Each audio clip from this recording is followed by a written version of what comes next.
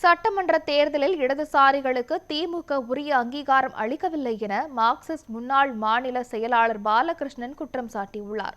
விழுப்புரத்தில் பேட்டியளித்த அவர், மாற்றம் வேண்டும் என்பதற்காக இளைஞர்கள் வாக்களித்துள்ளதாகவும் தெரிவித்தார். வருகிற காலத்தில் திராவிட முன்னேற்ற கழகம் எப்படிப்பட்ட ஆட்சியை கடைபிடிக்கப் போகிறது என்பதை நாம் நிதானமா பொறுத்திருந்து பார்க்க வேண்டிய அவசியம் இருக்கிறது.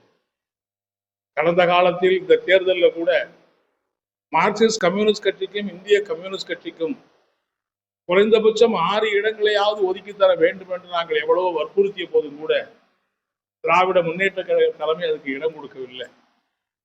ஒரு இடதுசாரிகளை ஒரு கட்டுக்குள்ள இடதுசாரிகளுக்கு உரிய அங்கீகாரத்தை தருவதற்கு திராவிட முன்னேற்ற கழகம் மறுத்து விட்டது என்பதுதான் யதார்த்தமான உண்மை.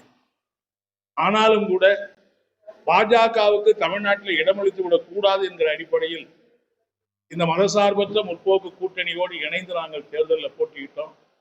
கடைசி வரை எந்த விதமான பிசுறும் இல்லாமல், எந்த விதமான குறைபாடும் இல்லாமல் பாஜகவை எதிர்த்த இந்த போராட்டத்தில் நாங்கள்